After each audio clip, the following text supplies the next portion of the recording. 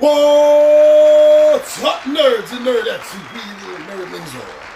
It's your buddy Big Johnny G from Two Gun Pixie presents Legendary Gaming. Alright, what's up? How we all doing out there? So I have something special cooked up for October. You know, I've recently started a favorite 5 list. Big Johnny G's favorite 5... ... So we're going to change things up. We're going to change things up for the next 3 weeks. Yes, because I have a 3-parter just for you. And you, and you, and you, and you, and all of you. Yeah, so this is my favorite 666 games for Halloween. I know if you did the math in your head real quick there, you're thinking to yourself, 3 parts, 660. Well, first of all, hey Johnny, is there really that many? It's more of a play on words, my friends. It's not really 666. No, it is 6 of 3 different categories. 6 of my favorite horror board games. 6 of my favorite zombie board games, and 6 of my favorite Cthulhian, Lovecraft-inspired mythos board games. And the reason I do that is because that's the way I divide my shelves. Because the horror is just so much. And there are so many games that are Cthulhian and zombies that I really honestly thought they needed their own shelf. So that is the way I'm presenting for October's Halloween series. So part 1, my friends, right now, part 1, my 6 favorite horror games. Now, since there is a difference between horror, zombie, and Lovecraft, you're not going to find any Lovecraftian or zombie board games in this list. It's going to be zombie mythos free. So why don't we take a look and figure out what these 6 games are, because I guarantee you they're all perfectly themed for a nice Halloween gathering. See you down the table.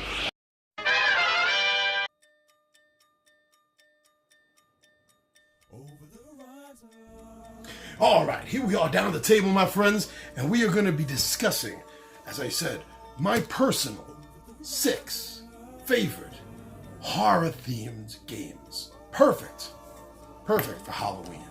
Let me move some of this stuff out of the way. Perfect. Alright, so I got my marvelous list right here. I've been double checking it to make sure that what I wrote, what I thought, was how I felt. Now, as I said in the opening here, there is a difference to me. There's a marked difference between horror games, zombie games, and Lovecraftian games. So you're not going to find any zombies or Lovecraftian mythos-style creatures or plots and themes in this. There'll be, there are other aspects to horror than those 2 things, let's face it. So, we're going to start at the bottom, so to speak, with number 6. My 6th favorite horror-themed board game is a game by Z-Man Games, which actually some people might partially question. And that game is Pandemic. Yeah, Pandemic. And I do mean that this deserves a spot on the list. I mean, let's face it, Pandemic is about multiple worldwide disease crises popping up all over the globe, quite literally, in the fantasy of the game terms, game world, quite literally about to wipe out all of mankind.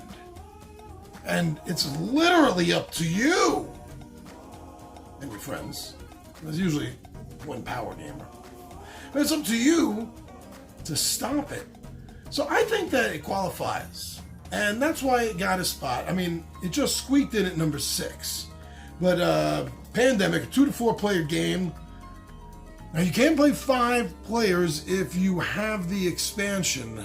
I never moved over to the side. I bet I caused myself a problem in the future there. You can have a 5th player in Pandemic if you have the expansion On the Brink. It brings in a 5th player shift, as I call it, where a 4-player game adding a 5th player goes from a fully cooperative game to a 1 versus all game. And in this case, the 5th player is the bioterrorist. Yeah, this isn't all happening by nature. Somebody is planting these viral seeds, so to speak, and you have to stop them. So that's really interesting. So 2 to 4, maybe 5 players. The company lists it as 8 and up. I guess so. I mean, definitely 10 and up, but if they say 8 and up, yeah, I'd let an 8-year-old try this, I guess, but that's on me. Your decision is your decision. And the game's going to run about 45 minutes. I think most of my games usually run closer to an hour, but not much more than that. And if so, definitely not on a regular basis that's going to stick out in my mind. So what I like about Pandemic is the whole system of really the way the diseases spread. That is what I love and hate most about the game. So if there's 3 disease cubes on a city and the city gets infected again, it can't. So what happens is it spreads out to the connecting cities. And that is so, there was so much tension because of that. And I've said this before, probably while I was talking about Pandemic. I mean, it builds up slowly. You don't have all these super crisis areas all at once. So in the beginning of the game, you can manage it. But a few rounds in, it starts to get a little heavy and heated. And before the game ends, if you make it to a full run of the game, it is pretty intense, definitely. So I like that slow build up, and I think that works perfect, because if it just jumped right in being that intense, it wouldn't want you to play the game. Well, I mean, you wouldn't want to play the game again, that's for sure. So check out Pandemic. Like I said, it's not what one would typically think of as a horror game for Halloween, but I do think that the whole aspect of, like I said, pandemic, wiping out all life on Earth, I think I can let that qualify, and I think it does. So my number six favorite horror-themed game, especially good for Halloween, Pandemic by Z-Man Games. And now let's check out my number 5 list. Creeping closer to that number 1 spot, The Thing, Infection at Outpost 31. And this is based on the John Carpenter classic film starring Kurt Russell. If you don't know who Kurt Russell is, if you're too young, then think of Guardians of the Galaxy 2. He played Ego. And for those closer to my age, wow, I can't begin to even think of movies, to mention You Big Trouble in Little China. Honestly, I can't think. There's so many of them that I'm drawing a blank because I'm trying to think about horror games right now. Just an awesome movie. Great cast. And it left you with questions. And that's always interesting, and that's always good, I think. And to this day, the ending of that movie is still argued and questioned. So the game, based on a short story, I forgot the author's name, based on a short story called Who Goes There?, which was turned into the original 1950s something movie, The Thing from Outer Space. And The Thing from Outer Space scared me when I was a kid. But only to a certain degree.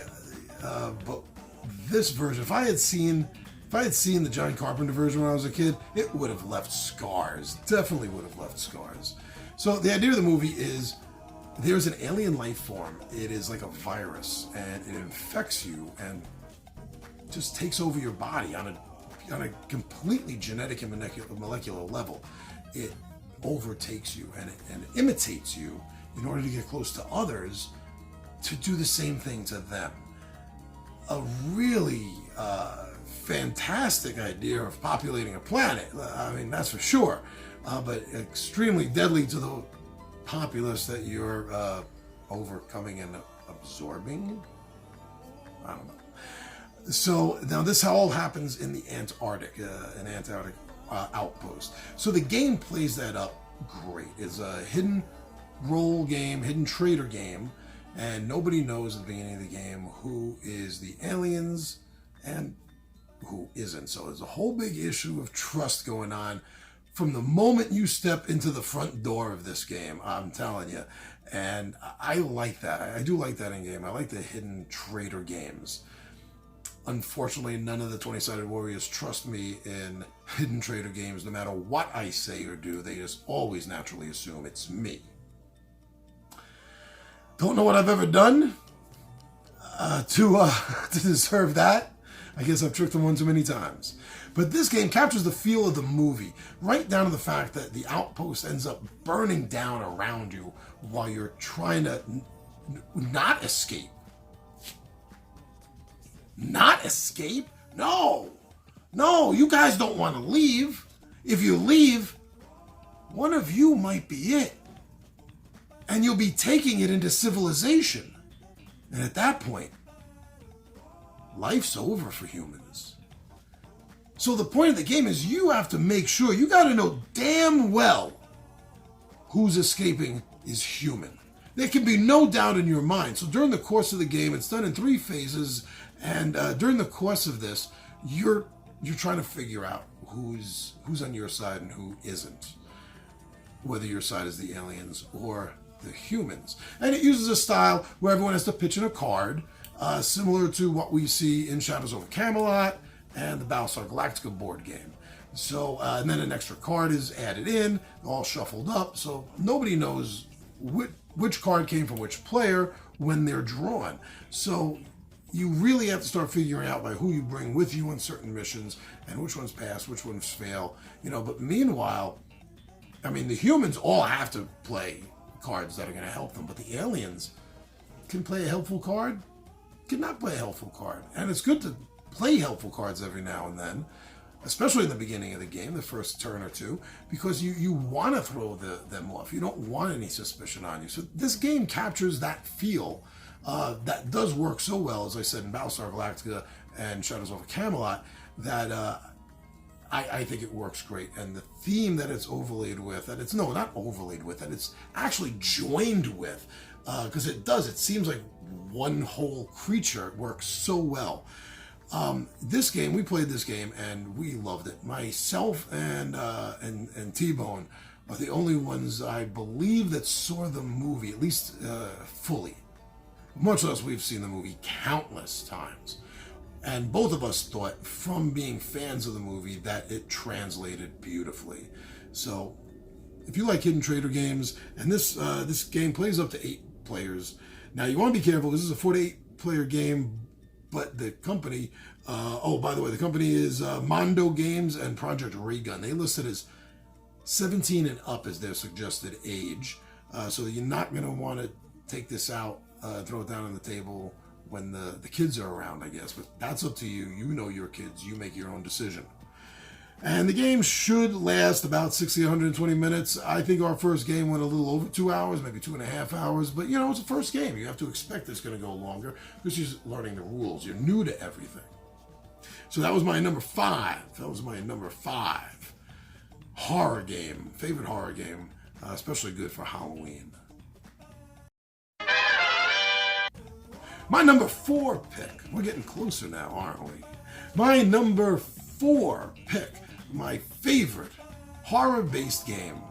It's great for Halloween. Escape from the aliens in outer space. Now, this is by Osprey Games, and it can accommodate up to 8 players. Now, it lists a minimum of 2, but I have not tried it on 2. I refuse to try it on 2 because it changes the entire dynamics of the game. This is also a hidden trader, hidden role game. And in a nutshell, this is a bunch of scientists on an orbiting space station trying to find a cure for a disease that's ravaging Earth. And of course, they use alien DNA to try to help them find the cure because that's what scientists in space do. And also, of course, things go horribly wrong. There's infections. a genetic mutation into a hybrid alien human who just wants to devour flesh and will turn others into itself. Oh, and also all the power is out. So everyone is making a mad dash to try to find a cockpit. No, you don't want to be in the cockpit. There's no cockpit in the space station like that. Then you want to make it to the escape pod. But you're not sure if all the escape pods are working. So it's a shot in the dark. And I literally mean it's a shot in the dark. Everything is completely dark. You play this game on spiral game boards, notebook-style game boards, dry eraser pen. Now, this is my only caveat with the game is the dry eraser pens. They erase way too easily, so you definitely want to be careful not smudging. But as long as you can remember that and get through that and get by that, that's really the only problem I have with the game. So it's going to be secret movement. Everyone's going to be keeping track of their movement, and you're going to be keeping track of notes for where you think other people are. And every time you move, you're going to be drawing a card, and that card is going to tell you whether you have to tell everyone what your location is because they heard you there, let's say, or where they thought they heard you, and you get to tell them a false location.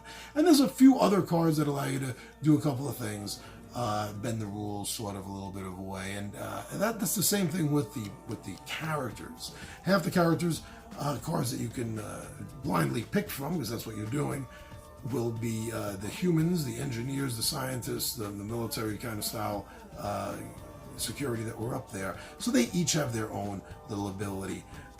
Like normally humans can't attack the monsters, but one of them, soldier or something, I think, lets you do it once during the game. He has one bullet left or something, and he was saving it for himself, but no, not today. Not today. I have always had fun with this game, and everyone I've put this game in front of has also had a great time playing this game. So I think you're going to want to check that out. By Osprey Games, Escape from the Aliens in Outer Space. My number 3 pick, ooh, down to the top 3. Pretty cool. So my next one is a 2nd edition version of a game. I never played, actually no, 3rd edition, I'm sorry, wow, 3rd edition. I never played the original. And then when when another company picked it up, who was that? Fantasy Flight Games picked it up. They dropped the from the title. I don't know. That must have something to do with the legal purchase of the game. And then they came out with a 3rd edition, and now another edition is being published, I hear, by the original company. But that game, my friend, is a game of old familiar horror. Something that's well known to most people. The title will tell you. Fury of Dracula. So this is a up to 5-player game, 2 to 5-player game, and this is, as I said, by Fantasy Flight Games. This is good for players 10 and up. This one's going to run you a while. This game is listed right at 180 minutes, and you know that's pretty close. I think the first game we played was almost 4 hours. So in this game takes place several years after the ending of Stoker's book, Dracula. And in this, it has come to the attention of the hunters that Dracula has revived. And he's starting to spread his influence across Europe. And when his influence grows powerful enough, he'll control Europe, him and his vampires. So the band gets back together. So one player in this game is Dracula, and the other players are playing the 4 hunters, whether you have one other player or whether you have 4 players. All 4 hunters are being used during this game. Beautiful map of time period Europe. Beautifully illustrated. The game plays out really well. The first game we played of that, I was Dracula, and by the second... maybe, definitely by the third turn, they were on me. They were on my butt. And I was having a hard time losing them. I ended up winning the game really for only one reason, and that's because they were spending too much time trying to actually track me down instead of dealing with the things I've left in the cities I've been to. And enough of my vampires and effects matured, so Literally, I was one turn away from losing. They had me cornered. But it was too late.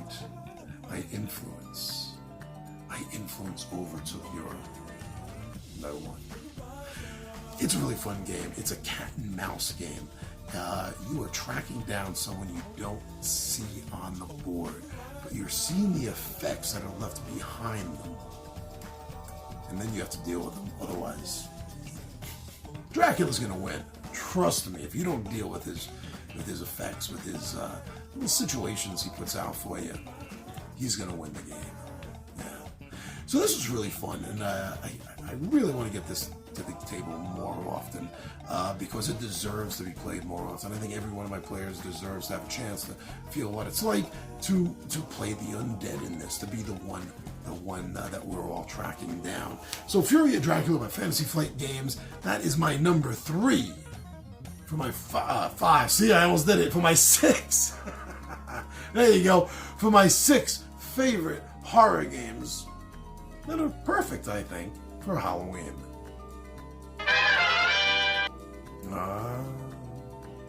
The top 2.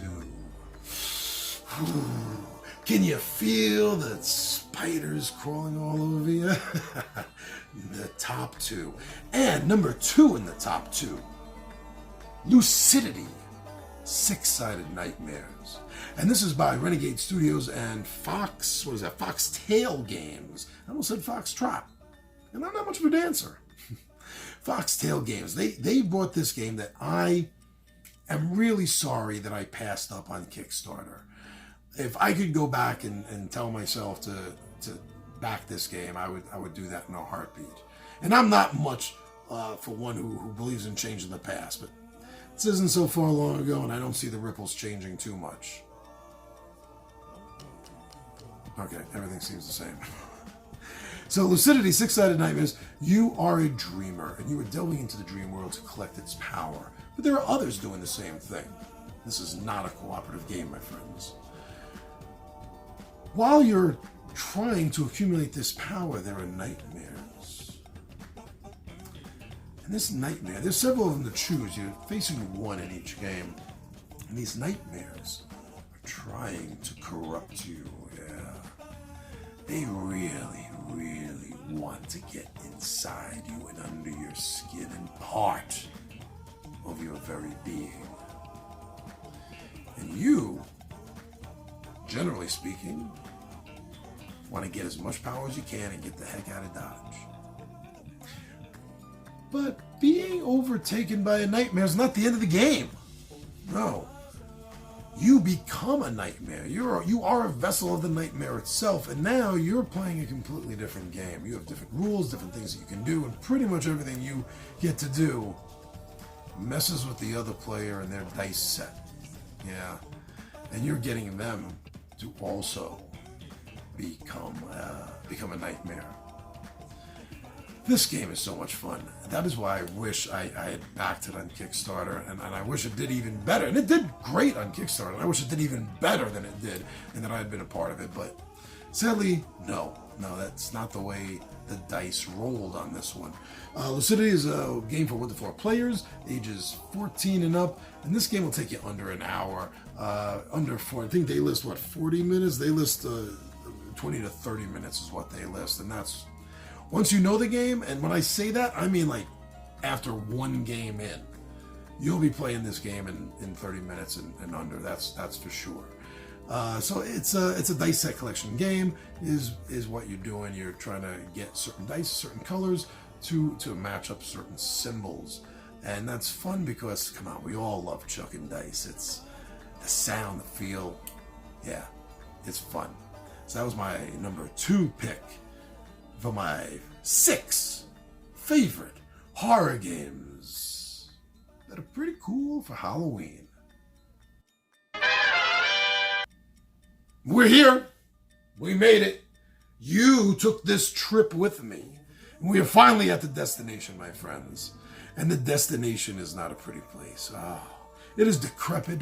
It is falling apart. It is the very definition of foreboding.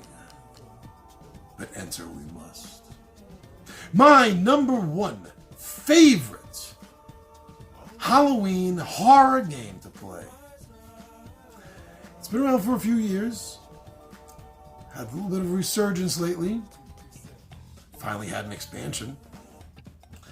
And that game is by Avalon Hill. Betrayal at the House on the Hill. Yeah, it has a name in itself that evokes a Vincent Price movie or an Edgar Allan Poe story, doesn't it? It makes you think of The Fall of the House of Usher, which actually covers both. It was an Edgar Allan Poe story that Vincent Price was in a movie version of. I got stories about that. But that's not why we are here. So this game, Betrayal at the House on the Hill, if you don't know this, you need to get to know this game. This is a cooperative game. This is a one versus all game. This is both concepts at one time. The game comes with a booklet that has, 50 different what they call haunts. And pretty much all these haunts are taken from the classic horror stories, horror movies, horror tropes that we're familiar with. But we still can find a little eerie in most cases and, let us know that this is the horror genre.